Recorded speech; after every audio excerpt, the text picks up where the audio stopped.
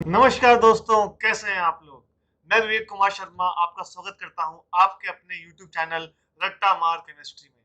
और जी हाँ, यहाँ रटना नहीं है। दोस्तों, आज का जो टॉपिक है बहुत ही मजेदार और बहुत ही इंटरेस्टिंग टॉपिक है। आज हम लोग बात करने वाले हैं ऑयल ड्रॉप एक्सपेरिमेंट की। ऑयल ड्रॉप में आपने हमेशा सिर्फ एक ही नाम सुना होगा और वो नाम था मिलिकन। क्या मिलिकन साहब अकेले अपनी लैब में काम करते थे या कोई और था जो गुमनामी के अंधेरे में खो गया? तो आइए जानते हैं ऑयल ड्रॉप एक्सपेरिमेंट को मेरे साथ।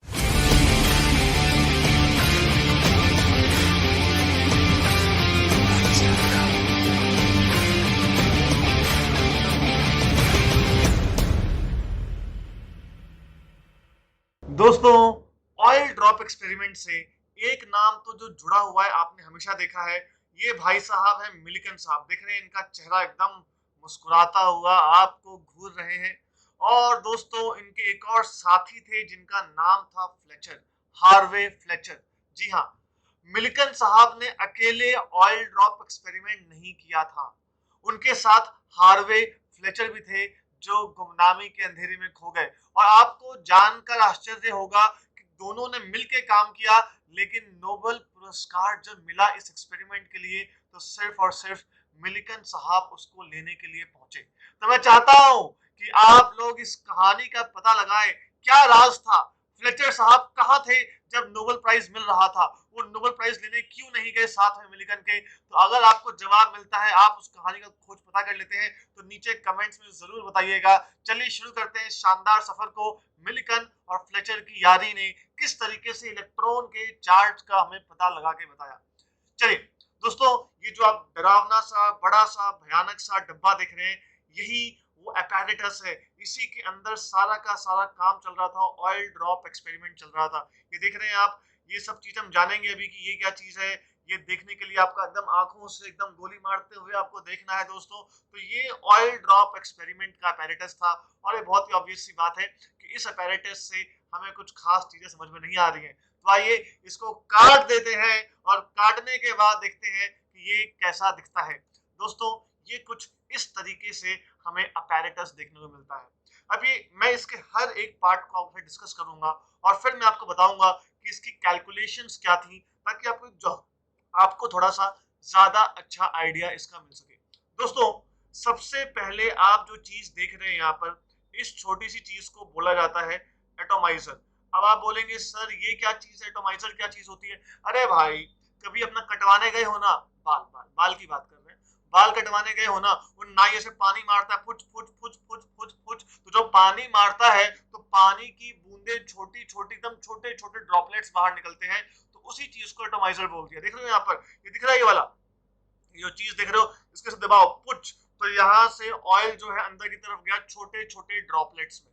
और जब यहाँ पे ऑयल के अपने को फाइन ड्रॉपलेट्स मिल गए, तो आप उसमें छोटा सा, जी हाँ, एक छोटा सा छेद कर दिए। और उस छोटे से छेद से, उस छोटे से छेद से ऑयल के ड्रॉपलेट्स नीचे गिरने लगे। और फिर आपने अपनी आंख को यहाँ लगा लिया, ये आपकी आंख है, और सीधे आपने टेलीस्कोप का यूज किया। उस टाइम उन्होंने टेलीस्कोपिक व्यू के लिए टेलीस्कोप का यूज किया था, लेकिन आज जब हम इस apparatus को बनाते हैं, कभी लैब में या देखते हैं, तो यहाँ छोटा सा माइक्रोस्कोप का पीस लगा होता है, लेंस लगे होते हैं। उस टाइम उन्होंने सोचा कि दूर वाला दिखना चाहिए, तो टेलीस्कोपिक व्यू के लिए उन्होंने इसको यूज किया। और दोस्तों, साथ ही साथ यहाँ पे आप देख रहे हैं एक्स रेज को डाल दिया गया। अगर मैं आपसे पूछूं कि एक्स रेज क्या करती हैं, तो एक्स रेज भैया खतरनाक एनर्जी होती है इनके अंदर। जितनी एनर्जी आपके अंदर, जितनी एनर्जी मेरे अंदर, उससे कई ज्यादा एनर्जी एक्स रेज के अंदर होती है भैया। आर पार छन्नी करके निकल जाती हैं, तभी तो एक्स रेज बहुत पावरफुल कहलाती हैं। और ये इतनी पावरफुल होती हैं कि ये जो ऑयल के ड्रॉपलेट्स है उसको आयोनाइज कर देती है। देख रहे हैं आप लोग,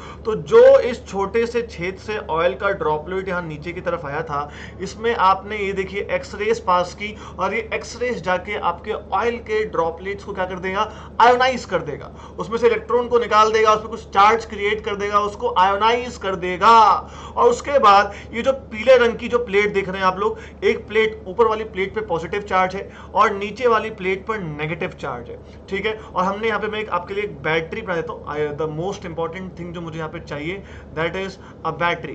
तो हम इस पूरे सेटअप को एक बैटरी के थ्रू जोड़ने वाले, ध्यान दीजिएगा ये बहुत मजा आने वाला है। तो सपोज हमने यहाँ पर क्या कर दिया, एक बैटरी लगा दी, तो पॉजिटिव प्लेट बड़ी वाली यहाँ पर लगा दी, फिर छोटी, फिर बड़ी, फिर छोटी, फिर बड़ी, फिर छोटी। तो हमने उसको एक डीसी वोल्ट के थ्रू कनेक्ट कर दिया। अब देखते हैं कि यहाँ पर किस तरह की कैलकुलेशंस इन्वॉल्व होने वाली हैं और चीजें कैसे होंगी। तो सबसे पहले जब हम लोग इसके कैलकुलेशंस को करेंगे तो हम लोग पहले सर्किट को बंद कर देते हैं। मतलब हमने यहाँ पे तार को काट दिया, देख रहे हैं आप लोग, मैंने तार को काट दिया, तो मैंने अब यहाँ पे बैटरी को कनेक्शन को वहाँ से हटा दिया है। तो यहाँ पर जो प्लेट्स हैं वो बिल्कुल नॉर्मल प्लेट्स की तरह बिहेव कर रही हैं। अब यहाँ पर जो ऑयल का ड्रॉपलेट नीचे की तरफ जा रहा है, तो मैं इस एक ऑयल के ड्रॉपलेट को पकड़ता हूँ और इसके बारे में हम लोग जानने की कोशिश करते हैं। ध्यान दीजिएगा, ये रहा एक ऑयल का ड्रॉपलेट। इस ऑयल के ड्रॉपलेट पर मैं आपसे पूछूं कि कौन कौन से फोर्सेस लग रहे हैं, तो क्या आपको एहसास हो रहा है? अरे तुम तो फिजिक्स वाले हो, अबे तुम तो फिजिक्स वाले हो। नीचे की तरफ भैया एक फोर्स लग रहा होगा जिसको बोलते हैं फोर्स ड्यू टू ग्रेविटी। इतनी फिजिक्स तो हमको भी आती है, तो फोर्स ड्यू टू ग्रेविटी। अच्छा, ऊपर की तरफ कौन कौन से फोर्सेस लग रहे होंगे, आओ उसको पहचानते हैं।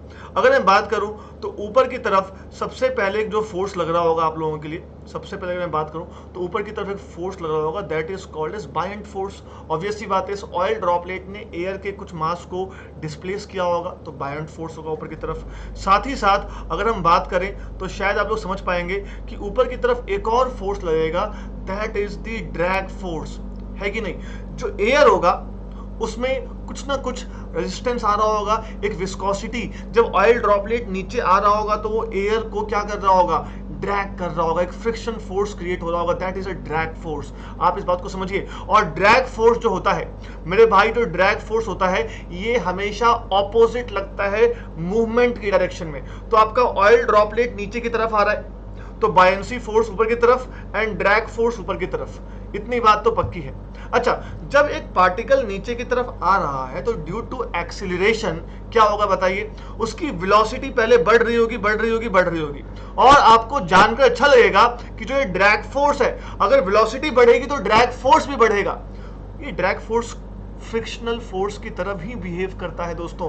तो अगर आपकी वेलोसिटी बढ़ रही है तो ड्रैग फोर्स भी बढ़ेगा। और एक टाइम ऐसा आएगा जब इसके ऊपर आपका नेट फोर्स जीरो हो जाएगा। और जब नेट फोर्स जीरो हो जाएगा तो क्या मैं ऐसा बोल सकता हूं कि ऊपर वाले जो फोर्सेस होंगे और जो नीचे वाला फोर्स होगा, ये दोनों क्या हो गए होंगे, सेम हो गए होंगे। तो मैं यहां पर लिख सकता हूं कि Fg is equal to buoyant force plus drag force. ये बहुत ही सिंपल सी मैंने आप लोगों के लिए यहां पर एक्सप्रेशन लिखी। अच्छा, अब एक और काम किया जाए।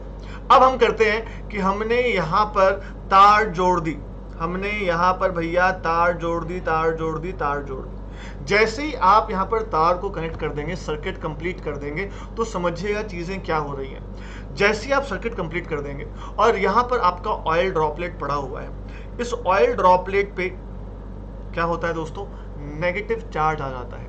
चीजें आयोनाइज हो रही हैं, एक्स रेज आके चीजों को आयोनाइज कर रहा है, तो आपके ऑयल ड्रॉपलेट पे नेगेटिव चार्ज आ रहा है। अब थोड़ा इमेजिन करिए, अब थोड़ा देखते हैं कि सपोज ये आपका ऑयल ड्रॉपलेट है, देखिएगा ध्यान से, ये आपका ऑयल ड्रॉपलेट है। मैं थोड़ा इसको ऊपर की तरफ बना देता हूं ताकि हम चीजों को थोड़ा और अच्छे से देख पाए। तो ये आपका ऑयल ड्रॉपलेट है और इस बार आपके ऑयल ड्रॉपलेट पे कौन कौन सी फोर्सेस काम कर रही हैं, आइए उसको देखा जाए। तो सबसे पहले तो आप बोल देंगे कि सर जी बहुत ही सिंपल सी बात है, नीचे की तरफ हमारा फोर्स ड्यू टू ग्रेविटी काम कर रहा होगा, बिल्कुल सिंपल सी बात है। अच्छा, और कौन से फोर्सेस काम कर रहे होंगे इस बार, बायंट फोर्स फिर से ऊपर की तरफ काम कर रहा होगा, बिल्कुल सिंपल सी चीज है। तो हमारा बायंट फोर्स जो है ऊपर की तरफ काम कर रहा होगा। अच्छा, इस बार जब इस ऑयल ड्रॉप पे एक नेगेटिव चार्ज है तो ये पॉजिटिव प्लेट ऊपर की तरफ है, पॉजिटिव प्लेट इस ऑयल ड्रॉप को ऊपर की तरफ खींचेगी, बुलाएगी। साथ ही साथ ये जो नेगेटिव प्लेट है, ये नेगेटिव प्लेट भी इस ऑयल ड्रॉपलेट को रिपेल करेगी और मेरे भाई ऑयल ड्रॉपलेट ऊपर की तरफ जाएगा। तो होता क्या है इस बार कि ऑयल ड्रॉपलेट जो है ऊपर की तरफ जा रहा होता है, ऊपर की तरफ जा रहा होता है, ठीक है। तो एक तो इलेक्ट्रोस्टैटिक फील्ड, आपने अब एक फील्ड जनरेट की है, तो इलेक्ट्रिक फील्ड के कारण जो यहाँ पे आपको फोर्स लग रहा होगा वो भी कहाँ लग रहा होगा दोस्तों, ऊपर की तरफ लग रहा होगा, that is force due to that electric field. और अगर इस बार पार्टिकल की मूवमेंट ऊपर की तरफ है तो ड्रैग फोर्स कहां लगने वाला है, ड्रैग फोर्स इस बार नीचे की तरफ लगने वाला है, नीचे की तरफ। It is always opposite to the movement. तो अगर पार्टिकल की मूवमेंट ऊपर की तरफ हो रही है तो ड्रैग फोर्स नीचे की तरफ लगने वाला है। जी हाँ, तो अपन लोगों ने यहां पर ड्रैग फोर्स नीचे को लगा दिया। अच्छा, यहां पर जो ड्रैग फोर्स है, ये ड्रैग फोर्स का मैग्नीट्यूड अलग होगा। जो यहां पर ड्रैग फोर्स है, इसका मैग्नीट्यूड अलग होगा, बिकॉज ड्रैग फोर्स जो होता है वो वेलोसिटी पे डिपेंड करता है। इस बार कोई इलेक्ट्रिक फील्ड नहीं थी, तो हम ऐसा मान लेते हैं कि यहां पर जो वेलोसिटी थी, सपोज दैट इज v1, और यहां पे आपने इलेक्ट्रिक फील्ड दे दिए, तो ऑब्वियस सी बात है उसकी वेलोसिटी अलग होगी, तो ड्रैग फोर्स भी अलग होगा। सो सपोज ये वाला जो ड्रैग फोर्स था, दैट इज v2। और अगर मैं फिर से पूरे फोर्सेस को बैलेंस करूंगा, तो मेरे पास जो दूसरी छोटी सी इक्वेशन दिख रही है मुझे, वो क्या बन जाएगी बताइए? That is force due to gravity plus force due to drag force is equal to buoyant force and electric field वाला फोर्स। इन दोनों इक्वेशंस का यूज करते हैं। आपको इन दोनों जो प्लेट्स होती हैं इनका डिस्टेंस पता होता है, और इन सब तमाम चीजों की वैल्यूज डालने के बाद, सब कुछ डालने के बाद आपको यह पता लगता है कि ये जो ऑयल ड्रॉप था, इस ऑयल ड्रॉप पे चार्ज कितना था, कितना चार्ज था इस ऑयल ड्रॉप पे। और आपको जानकर बहुत ही अच्छा लगेगा कि हर बार मिलिकन और फ्लेचर ने, जी हां फ्लेचर बहुत इंपॉर्टेंट है, तो मिलिकन और फ्लेचर ने जितनी बार भी एक्सपेरिमेंट को रिपीट किया, उन्होंने क्या पाया कि हर बार चार्ज ऑफ ऑयल ड्रॉप ये आ रहा था हर बार मल्टीपल ऑफ 1.59 इंटू 10 की पावर माइनस 19 कूलम्ब। और ये n की वैल्यू क्या हो सकती है? सो n कैन बी 1 2 3 4 5।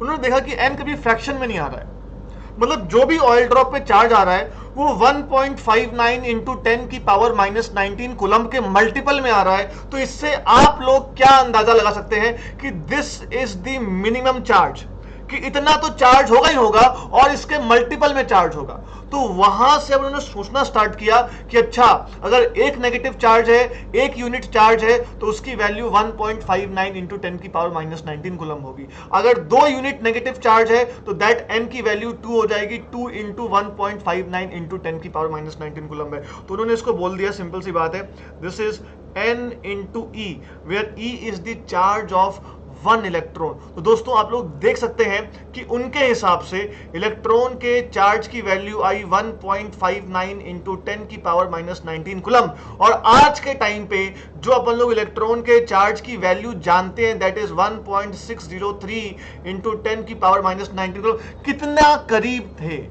कितना करीब थे, मतलब एक्सपेरिमेंट उस जमाने की बात है, आज से 100 साल पहले की बात है, और कितना करीब थे वो आज की सच्चाई वाली वैल्यू से। इसीलिए नोबेल पुरस्कार दिया गया इनको, इसीलिए दिया गया। तो ये जो इलेक्ट्रॉन का जो चार्ज है, हमेशा जो भी चार्ज नेचर में पाया गया वो इस फंडामेंटल चार्ज के मल्टीपल में पाया गया, और इस तरीके से मिलिकन और फ्लेचर ने हमें ये वैल्यू बताई। जी हाँ दोस्तों, अगर आपने कुछ जरूर सीखा आज, तो वीडियो को लाइक जरूर करिएगा। और रिकॉर्डिंग स्टार्ट हो चुकी है टॉपर्स के इंटरव्यूज की।